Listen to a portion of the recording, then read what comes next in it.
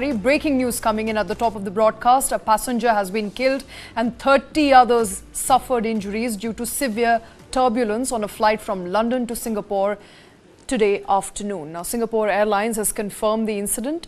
The Singapore Airline flight number SQ321, which took off from Heathrow Airport in London on Monday and was headed to Singapore, encountered severe turbulence en route. The aircraft was diverted to Bangkok's Suvarnabhumi International Airport. The plane was carrying about 221 passengers and 18 crew members on board. More details are awaited on the state of passengers, and the reason for the turbulence are also awaited. We are currently discussing what exactly happened on that Singapore airline. With me is my colleague Karthik Malhotra, joining her here in the studio. Karthik, hi. Run us through the details that have emerged so far. Pretty horrifying details, Shweta, and this is a Singapore Airlines flight inbound from all the way Heathrow, London to Singapore, and mid-air around Bangkok is where apparently massive air pockets hit the aircraft, and that resulted in turbulence, and fairly robust turbulence, and that has led to one person losing his life and at least another 30 to 33 people reportedly injured. Look at these visuals. I mean, these are unconfirmed visuals, passenger accounts. From what we understand, these are passengers in the Singapore Airlines SQ321, and I mean, no hope really in the passengers. They are taking to eventually folding their hands and praying. These are the kind of horrifying, scary visuals which have come in. And many more visuals are actually showing how passengers are literally bouncing in the air, hitting their heads on the ceiling and falling down. These are some of the visuals which Reuters has filed earlier today. And it seems that the aircraft lost, altitude from about 37,000 feet to about 31,000 feet.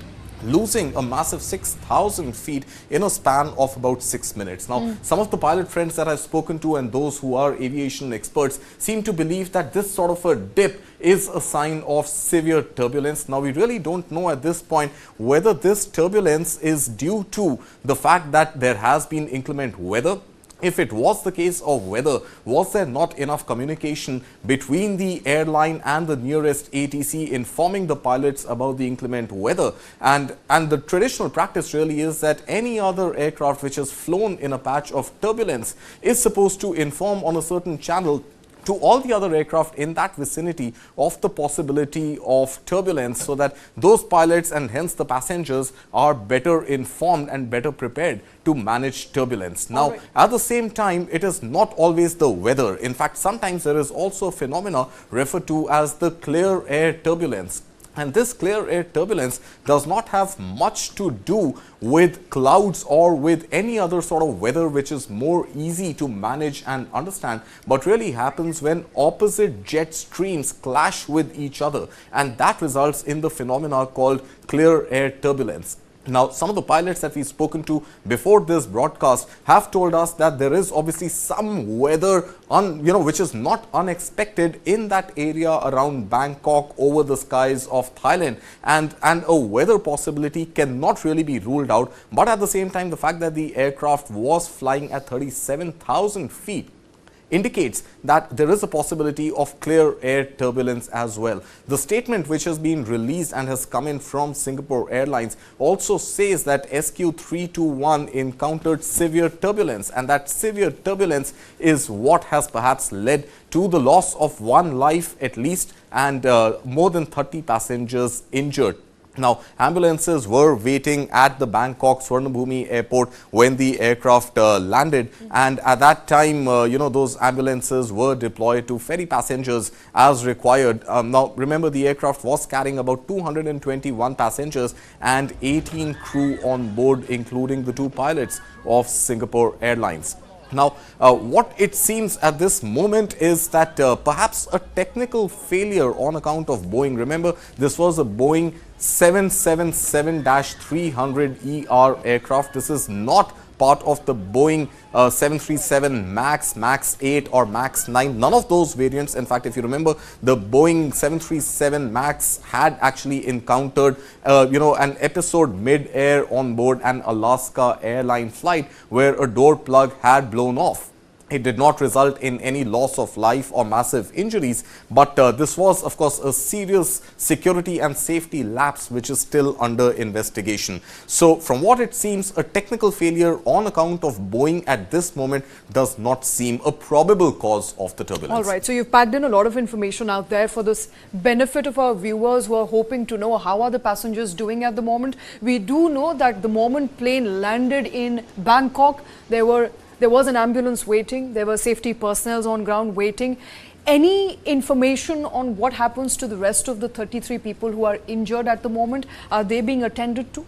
I mean, they are definitely being attended to because of the fact that ambulances were parked at the Bangkok Swarnabhumi airport, and those ambulances have been used to ferry passengers to the nearest, available medical facility. Now, we really don't know the status of what those passengers are undergoing at the moment. Right now, all we know is that more than about 33 passengers have been injured, and we know for a fact that one passenger has lost his life. All right, and you've spoken to some people that you know of in aviation. What are your sources telling you? What could be a probable cause of such a dip in altitude, Karthik? Was perhaps the pilot incapable to announce a turbulence? Could that have been one of the reasons why more than 30 people were injured? So, it's difficult at this moment for anybody to pinpoint on exactly what happened mid-air, what was the conversation in the cockpit, and what was the communication made by the pilots to the passengers seated. But the fact that the aircraft did lose about 6,000, 7,000 feet, in altitude from about 37,000 feet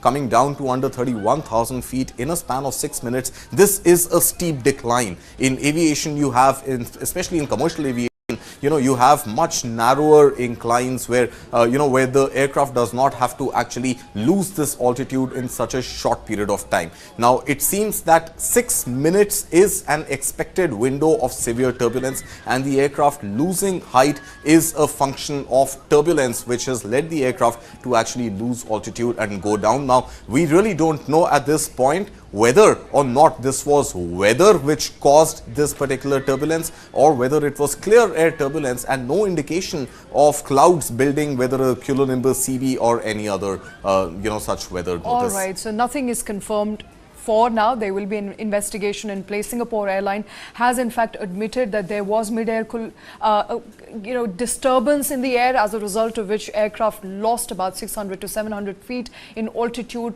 As it nosedived, people were injured. One passenger was killed and about 30 people are currently being hospitalized. They are being tendered to. Captain Amit Singh, founder, Safety Matters Foundation, joining us on the show.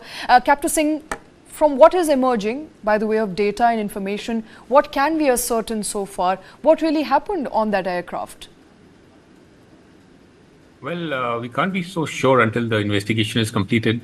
But if we see the traffic around that route, there were other aircrafts flying, and nobody else reported any weather or turbulence of that sort, of this kind, which can basically injure so many people and kill one. So, 600 feet loss of height is about, you can say, 60 stories, a 60-story building. So that is the kind of a height which the aircraft loses within seconds.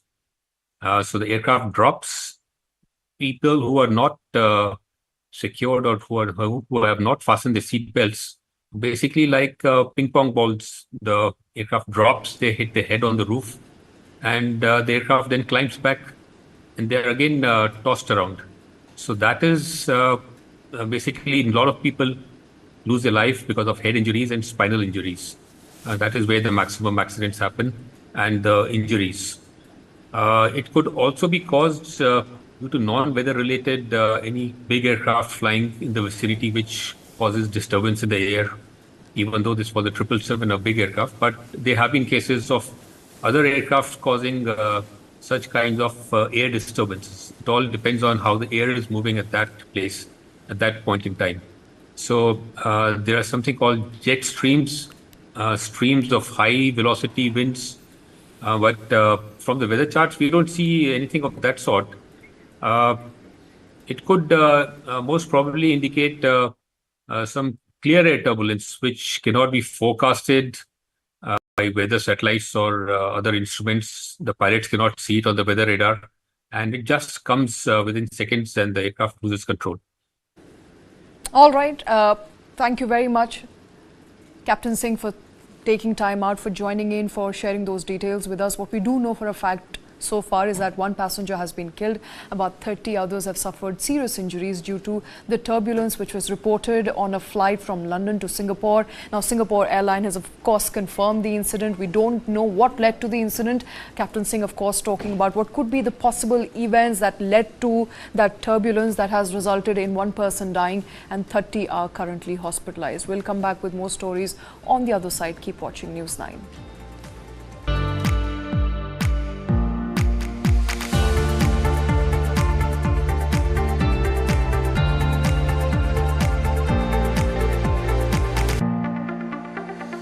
Start with the end in mind. You need to know where you want to reach. Every morning that we wake up, we are exercising our choice. The destiny is decided. The results are known that I'm going to win. Life of a goalkeeper is something which has always intrigued me. When you come into a stadium, this is the highest level of pressure. When I set out to do something, I decide in my mind that failure is not an option. What you feel very strongly about, those are the stories to tell. I have a mind which is absolutely restless. Mind and body are entangled sensations. That brings me back to golf. It's an amazing game. This is not a perfect game. You only learn from them. If you have a formula to a success, then you can replicate it. I feel this is my first step. I'm starting now. Winner is first born in the mind. I think, therefore I am. We are all about our mind. World premiere every Saturday on News 9 Live at 9 p.m.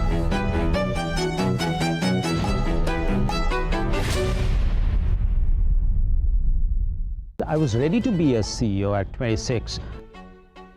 Only the guys with the strongest heads can handle hard situations. There is a blurring line between arrogance and confidence. This is the philosophy of FC Bayern Munich. World premiere on 25th of May, only on News 9 Live at 9 p.m.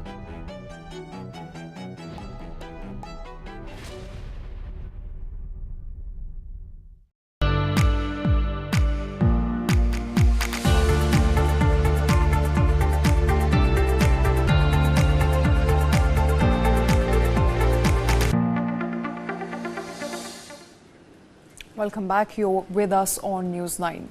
Indian aviation sector is buzzing, with number of passengers expected to double to 300 million annually by 2030 from a current 153 million as of 2023.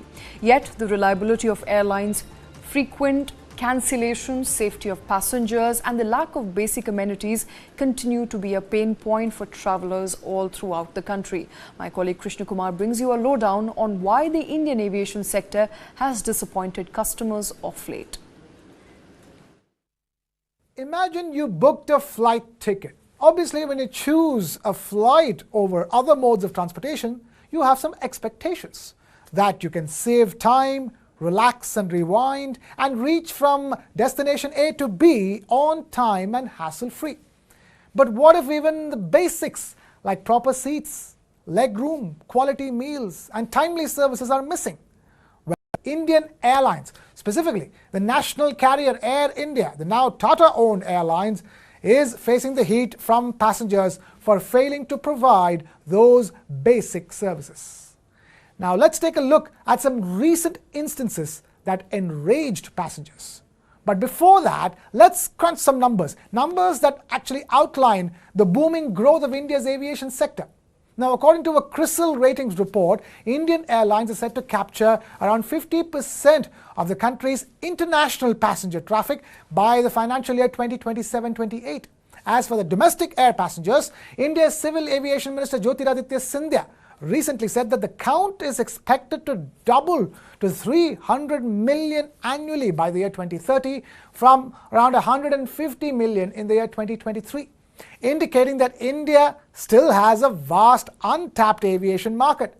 Now, while these numbers are indeed promising, can the Tata-owned airlines deliver growth as the standard of their in-flight amenities remains grounded? Well, recent incidents have highlighted the turbulent state of airline safety in the country. For starters, on the 18th of May, an Air India Express Kochi-bound flight had to declare a full-scale emergency, resulting in an emergency landing in Bengaluru. Due to a technical fault, the plane's right engine caught fire and placing the lives of 179 passengers along with 6 crew members in jeopardy. Although all passengers were reported safe, the incident raised serious concerns about aircraft maintenance. Much worse, such events are not isolated and expose the shortfalls within the airline's safety protocols. Now, the service quality is also under severe scrutiny. Many passengers have taken to social media recently to complain about the substandard in-flight experiences. For instance, a passenger on board an Air India flight from New York to Delhi posted a video on Instagram with the caption, "My Air India flight from New York to Delhi was a disaster." In the video, he shared visuals of a scratched seat, a broken headphone jack, and a non-working TV. In response to this post, many others came out and also shared their poor quality experiences with their Air India flights. Trouble is certainly brewing at the Tata-owned airlines. In April this year, Vistara cancelled up to 150 flights as the staff went on a mass sick leave. Cut to May this year, Air India Express cancelled around 260 flights between the 8th and the 10th of May for exactly the same reason. As the pilots and the cabin crew called in sick, it led to massive cancellations and delays impacting the timely services of the airlines. So much so, the management decided to sack around 25 employees.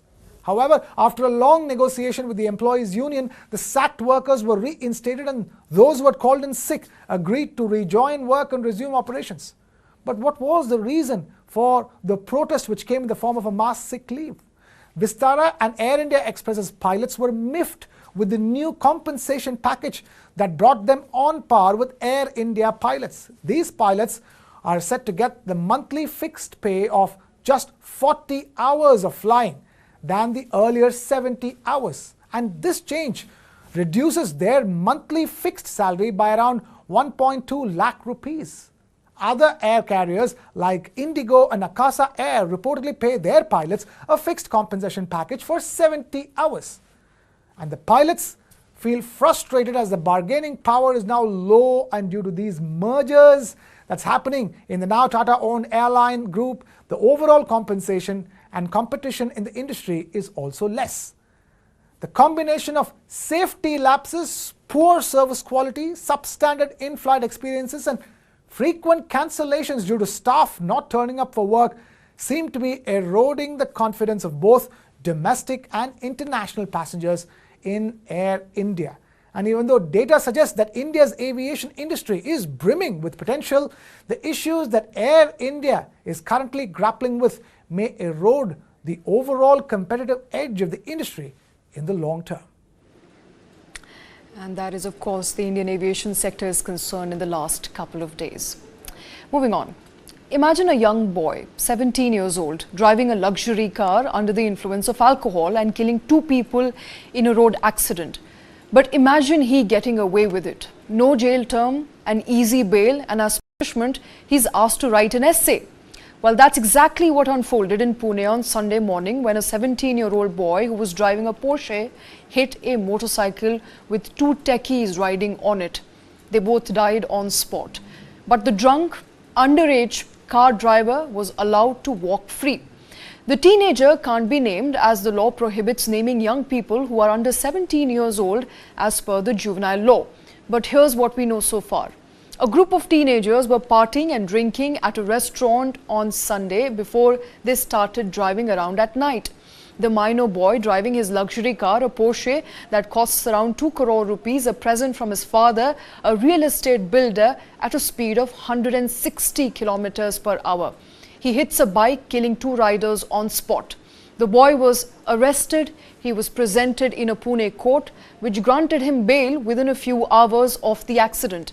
He was told to write an essay reflecting on the accident, seek help to give up drinking and do voluntary work with the Pune police traffic. He was let go. Not only was the boy driving under the influence of alcohol, he was also driving without a license as he was below the legal age of driving. Later, when protests broke out in Pune city, the police detained the father of the 17-year-old and he is likely to be arrested. What happened in Pune is not new. In fact, it's not new in India.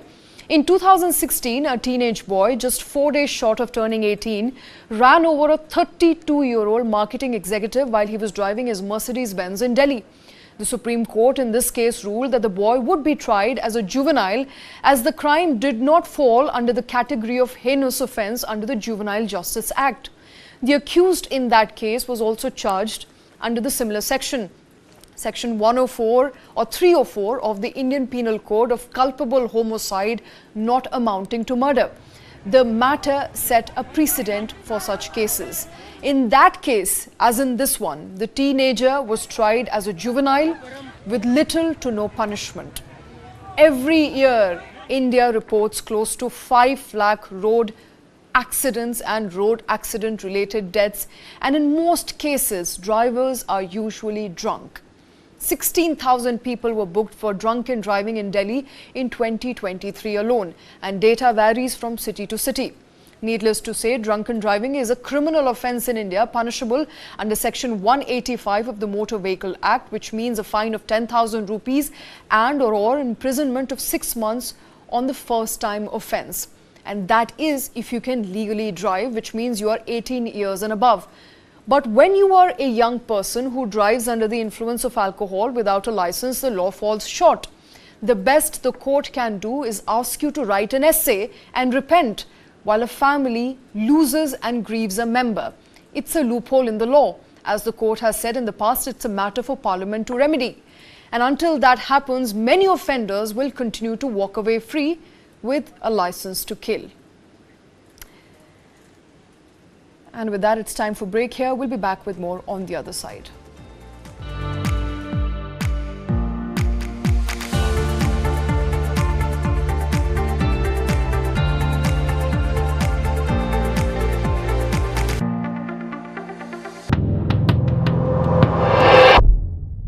The game of power politics has begun. The poll bugle has been sounded. Who will receive the death blow? Who will be checkmated? It still remains to be seen. ये दिखाता है हर कार्यकर्ता का बुलंद हौसला।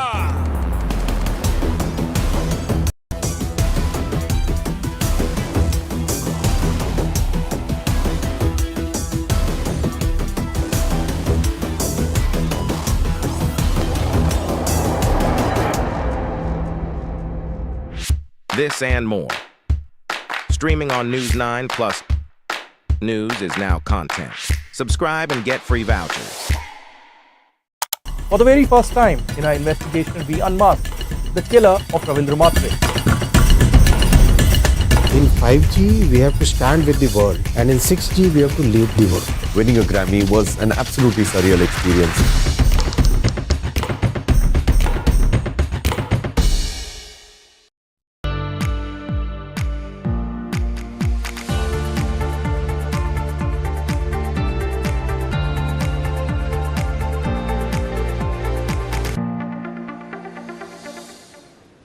Welcome back. You want to make some omelets, you got to break some eggs. But make sure you don't break them in your non-stick pan. Don't take my word for it. The Indian Council of Medical Research, or ICMR, has just put out a warning about improper use of non-stick pans in its latest dietary guidelines for Indians. The ICMR suggests switching to more eco-friendly options like earthen pots or coating-free granite stone utensils as opposed to the usual non-stick pans. Why? Well, recent studies reveal some pretty alarming health risks which are linked to non-stick cookware, including hormonal imbalances and even cancer. So if you've been relying on your non-stick pans for their convenience and easy cleaning, there's something you should know. The Hyderabad-based National Institute of Nutrition, which operates under the ICMR, has raised some red flags about these kitchen staples. Their new report highlights the dangers associated with non-stick cookware, especially in light of new scientific findings and changing food habits in India. So what makes these non-stick pans hazardous? Well, according to ICMR guidelines, non-stick pans coated with Teflon can become risky when heated above 170 degrees Celsius. This can easily happen if you leave an empty pan on the burner for too long. At these high temperatures, the coatings can release irritating or even poisonous fumes. So, is there a way to still safely use these non-stick pans, or should you get rid of them? Well, apparently yes. First off, never preheat an empty non-stick pan. They can heat up super quickly and that can cause the release of toxin fumes. Always start cooking with something already in the pan. Stick to low to medium heat when cooking, and while you're at it, make sure to use a chimney or exhaust fan to ventilate your kitchen and help clean out or clear out fuels rather. When it comes to cleaning, avoid scratching these non-stick coatings for the long-term use, and using a soft sponge or soapy warm water for washing is highly advised. And lastly, and most importantly, if you notice the coating is starting to deteriorate, it's time to get these pans out of your kitchen and replace them. And if you're worried about safety on non-stick pans, you might be wondering what other options are out there. According to ICMR, there are some great alternatives that are both safe and effective. First up, mud pots get a big thumbs up from the experts. They are considered one of the safest types of cookware. Plus, cooking in mud pots can help you use less oil and retain more nutrients in your food. Granite stone utensils are another good option, but make sure they are free from any chemical coatings. These are energy efficient as they retain heat well even after the stove is turned off. And food grade stainless steel is also a good choice, but it's durable and it doesn't leach chemicals into your food. That is what you need at this point. They're easy to clean, making them a very hygienic option. And lastly, ceramics cookware can be a safe alternative too, as long as it's properly cleaned and well maintained. While non-stick pans offer convenience, it's essential to be aware of the health risk they pose, especially when used improperly. However, exploring alternatives can be safer and healthier choice for you. So why not give them a try and see how they enhance your cooking experience? And with that, it's the end of this show. Thank you for watching.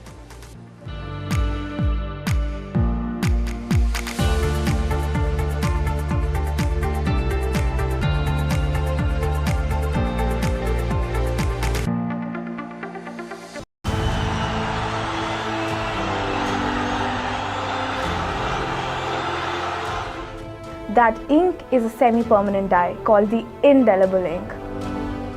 We are the sole manufacturer of this indelible ink. Don't try to repair something which is working. And if you have facial recognition, you can go vote in any booth anywhere based on where you are.